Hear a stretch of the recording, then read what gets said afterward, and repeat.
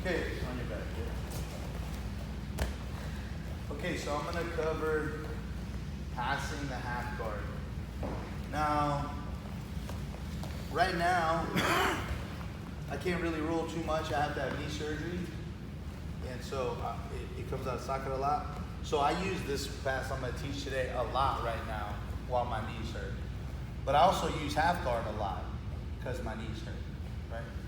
A knee injury is where half guard really came from. Prof Credeur started using his leg on the inside because he had leg ACL surgery.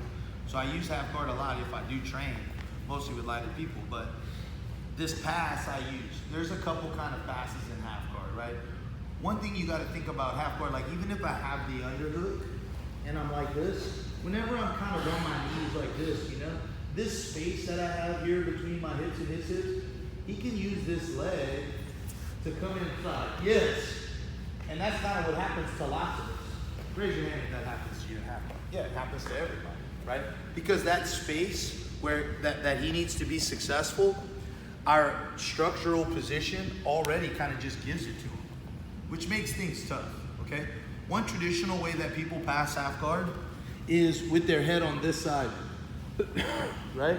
And they kind of put pressure, but I'm leaving this space open right here, and their knees can come in. And this happens a lot, but this is one way people pass half guard, and a lot of times they lose the position or the person converts to a better position. If I'm gonna be passing in a chest to chest, maintaining the underhook, I like to put my head on the other side. And I put my thigh heavy on his thigh, right? See how my thigh, the top of my thigh is heavy on the inside of his thigh. And that's limiting his ability to get this leg inside my leg. Now, I like to work from this kind of position to pass the half guard.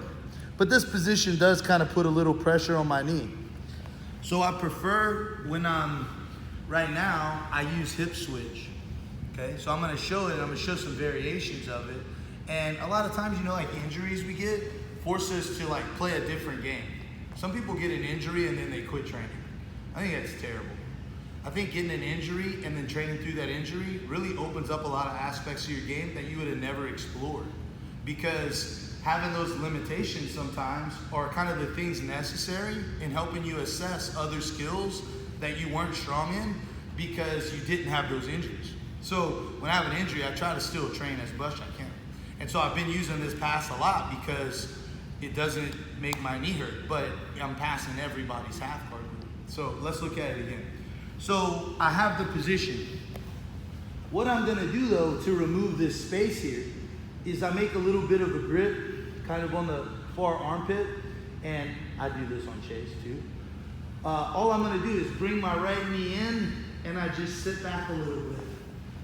Okay? Now, everybody come kind of on this side. You see right now how like Chase's legs are open and stuff. If Chase just locks his half guard here below my knee, this is pretty easy to pass. Like right as soon as I do this, I just push the knee down and drive my knee over, okay? And I'm gonna go over, once I get to the mount, if my foot's still in, how do I still mount them, right? That happens, right? So if he's kind of like this, right, where he just let me go, man, this sucks for Chase. A couple mistakes people make from here. You see my right foot? If their foot's lackadaisical and flat, well, sometimes what a guy like Chase will do is he'll unlock and put his foot on the mat and try to just blow up, right? And that'll happen to people. But a lot of times the reason it's gonna happen is because there's no pressure. There's a minimal amount of pressure. Well, Coach Tim, how do I put pressure? Do I like just squash it with my shoulder? Nah, pressure comes from the floor. Okay, so you see my right foot? I'm gonna put that foot on the mat. And I'm gonna use that foot. Now, I put my shoulder on his chest. And I'm fighting right here. That foot, now watch where my body weight goes. How's that feel, Chase? Not good. How's this feel? Better. Okay, so to you out there, there was almost an insignificant change, right? You cannot see the difference. Who could see the difference? Here, Chase. Who does it matter to? Exactly, 100%. But the difference is almost unobservable. It is an invisible aspect of jiu-jitsu. It's called pressure. So most of what I use when I pass is pressure. One of the reasons is because the food in South Louisiana has made me enormous. And then also baby Jesus has made me enormous. And those two things together give me the ability to use a lot of pressure. So whenever I make my switch, look at my right foot, lock your half guard. Yeah, don't let me out of there. Look at my right foot. See how my toes are on the mat? And I'm pushing. Look, my shoulder drops to his chest, not to his chin, to his chest. And then watch. I use my foot to just drive the pressure. How's that feel, Chase? It's unbelievable. The pressure's unbelievable. Now look, I just walk my head. And look, I keep pushing with my head. Why'd you let go, Chase? Because I had to. Why? Because of pressure. I crushed him to death. Did I pass his guard? No, I didn't. Chase quit playing guard. Chase said, I'm done with this shit. I'm just gonna go to a position where you can't smash me. A lot of times people really try really hard to like beat the person. Psychologically and physically, it's way more demoralizing if you let them beat themselves. Everybody understand? He just let it go. He just said, I'm done. Just because my knee got across, the pressure got worse, right? It got worse and worse. Until eventually he was like, I just got to survive here and give me the mount. If you watch Fabio Gurgel, one of the greatest passers in the world, a man that I've been studying for 15, 20 years, that's the way he passes. You just watch people just let their legs go and say, you just go in the mount because I'm dying here. That's a much better way to pass. You don't have to rush.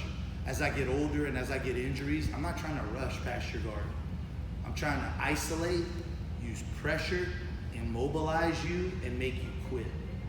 That kind of passing is something you can do for the rest of your life and doesn't require a lot of technique. I mean, doesn't require a lot of speed and power. It's just detail oriented. Okay? Let's look at this press one more time, and then I'm gonna give you some tricks that I use in this type of pass. So when I'm here, right, I got the head and arm and I'm inside. I don't want to give this inside position. So right away I reach and I grab the material in his armpit. And sometimes they'll put their hand, like Chase kind of has his hand, no, the other hand. You have it on my hip? Mm-hmm. I felt it on my hip. He's kind of got his hand on my hip, you know? I'll feel that sometimes. And I'll let him kind of do it. And then I'll kind of wrist lock him. I didn't do it right there. You see, I didn't do it all the way, but it was that, you know. See, our friend circle's tighter. I'll let him put their hand there on my hip, and I kind of feel his hand on this side on my hip, trying to stop me. And I'll just kind of rotate the pressure into his knuckles, and they'll let go. And I drop my right hip to the mat, and my left knee comes up. Now we're gonna go over sometimes as I start to do this, I really want my foot high to his butt. And so sometimes that'll just right away pass their guard. But a lot of practitioners who are better, they're gonna jump this up higher over my thigh. Yeah. This is gonna be tougher to pass. Like we're gonna have to go over some things to get over this. Bring this leg in. Yeah. This is hard, right? I still have abilities. What I really wanna do is this right foot is pressuring, chest, put the pressure. And look, I clear that down, right? Once I get here, look at my head. My knee, I walk over. I don't drive my knee, I walk over. My hands out, and look, I start driving my head into his head. And I'm just gonna keep driving with that shoulder pressure. And look how I just push my knee through, and I'm all the way to mount. Are you pressing your hips down as well? Not really. Mostly just head, Not shoulder, really. Where's the pressure? all face. Right here. Yeah, right here. It's just a ton of pressure, okay?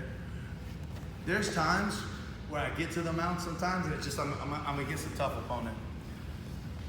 And I get to the mount and I'm here, but they still got my foot. Yep. They still have my foot. And my pressure, it just kind of wasn't enough. Okay, so everybody see the way his hips are pointing? What I'll do is grab the lapel, rotate my arm, and get my forearm, and I push pressure the other way, and his legs open. Okay? So either way, what am I using to open his guard? 100%. And it's not slow, it's methodical, it's a nightmare, it's never gonna stop, it's gonna go till the bell rings. And that's the kind of pressure that will force people to open their guards, right? When I was young, I did like fast and loose passing, you know, and I got injured a lot like that, and you get caught in triangles, you get caught in all kind of crap doing that fast, loose pass. As I get older, you know, I slow down, and man, I just slow, steady, methodical, life-altering pressure, and it kind of helps me. So this hip switch pass, let's start from there, and then I'm gonna go over some tricks. On three. 1, 2, 3.